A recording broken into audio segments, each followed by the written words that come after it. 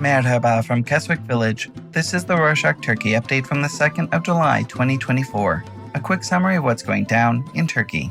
On Monday, the 1st of July, the trial for the assassination of Sinan Ateş began at the Sincan prison in Ankara.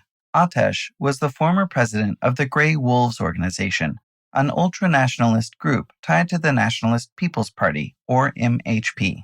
Back in December 2022, Eray Ozyagi, a hitman, shot and killed Ateş in Ankara. The police later arrested him. Olcay Kılavuz, an MP from the MHP, was the perpetrator at the time of the arrest. He was hanging out with the gunmen. He didn't go to the site with the police, which raised questions about the murder being politically motivated.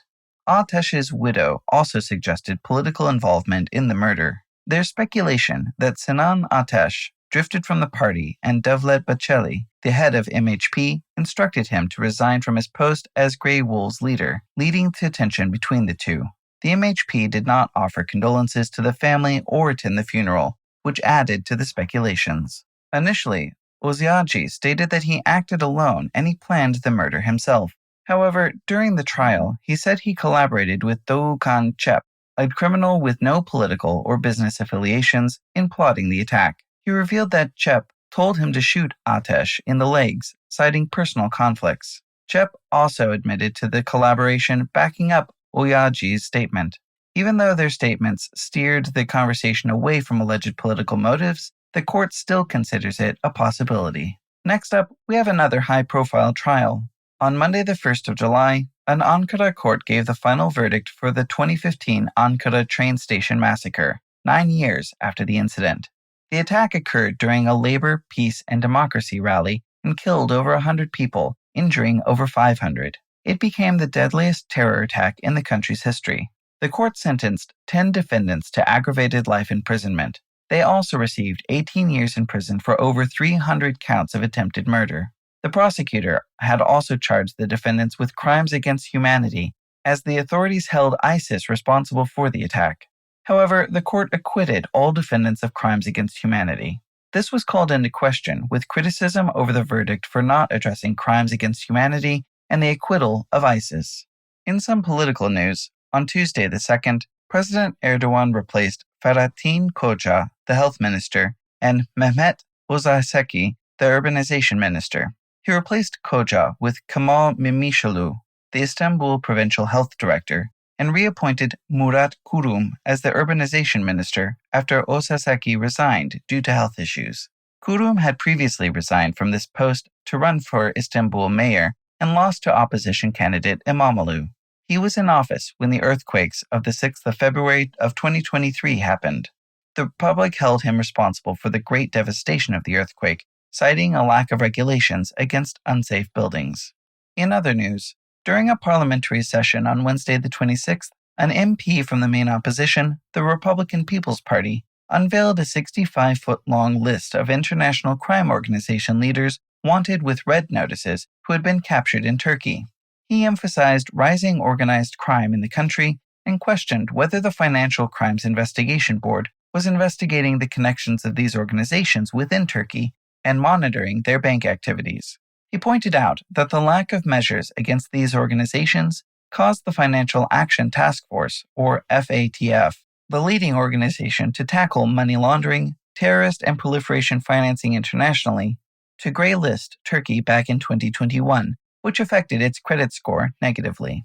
He thanked the Interior Ministry and the law enforcement for taking great measures against these organizations in the first half of 2024. However, he pointed out that Turkey had to introduce new regulations to monitor cryptocurrency trade to improve the country's grey list status before the forces meeting on Friday the 28th of June.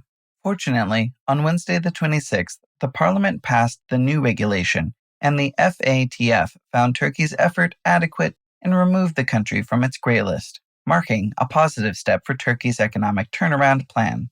Turkish officials stated that this development has the potential to boost investor confidence and attract fresh investment to the country.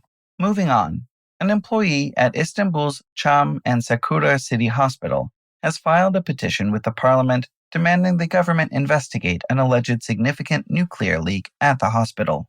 The petition says that the hospital concealed the leak, with an official from the Provincial Health Directorate instructing the cover-up. The hospital's chief physician was also reportedly aware of the leak. The hospital relocated the employee as a punishment for reporting the incident. The employee reportedly learned about the leak during a meeting with hospital administrators. Meanwhile, the Istanbul Provincial Health Director told the Sözcü newspaper that the Atomic Energy Authority is monitoring the incident and that it hasn't detected a leak so far. In some unfortunate news, on Sunday the 30th of June, an industrial cylinder exploded in a restaurant in Izmir's Torbali district, killing 5 people. The mayor of Izmir reported that there are over 60 injured individuals currently receiving treatment. The city governor mentioned that the explosion caused significant damage to the street and affected at least 10 nearby buildings. Unfortunately, the blast occurred in the middle of the day on one of the busiest streets, when pedestrian traffic was high. Also on Sunday the 30th, authorities arrested a Syrian national accused of molesting a young Syrian child in the city of Kayseri in central Turkey.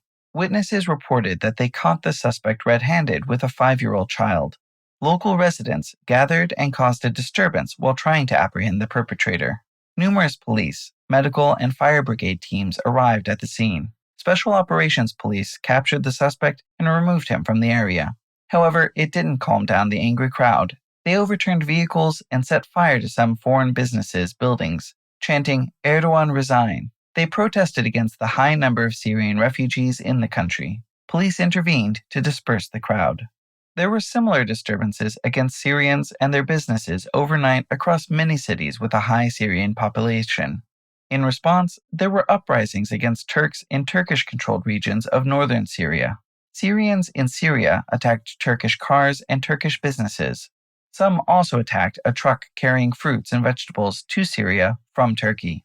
Turkey's National Intelligence Organization, the Interior Ministry, and law enforcement agencies coordinated efforts to monitor and address these incidents. Authorities called these disturbances provocations aimed to harm the Turkish state and its foreign policy. They apprehended many of the people who participated in the disturbances and are in the process of identifying the rest of the individuals that were present. This was put into question, as it might have been a tactic to scare off any future protesters. On Friday, the 28th of June, Pope Francis said he wanted to visit Turkey next year to commemorate the anniversary of the First Council of the Christian Church. According to a Vatican statement, he said this during a meeting with a delegation from the Ecumenical Patriarchate of the Constantinople in Istanbul. The First Council of Nicaea, held in the year 325 in what is now the district of Iznik in Bursa, addressed key theological debates about Jesus' divine and human nature. The Ecumenical Patriarch Bartholomew also mentioned that Pope Francis plans to visit Istanbul before heading to Iznik. And to close this edition, some updates from Istanbul. Starting from the 3rd of July, teams of the Istanbul Metropolitan Municipality will begin renovating the asphalt on the Metrobus lane of the Golden Horn Bridge. The construction will last until the 8th of July. Authorities will redirect the traffic through alternate routes. During this time, the D100 highway towards Kadıköy on the Golden Horn Middle Bridge will be closed. And that's it for this week. Thank you for joining us. Hey, did you know that if you're listening to us on Spotify, you can leave comments or questions in the episode? Take a look at it. It's right there. The comments are private by default, and we won't publish them. But feel free to share your email so we can contact you back. We might give you a shout out in the next episode. Put something in there. Go crazy. We'd love to hear from you. Hoşça kalın.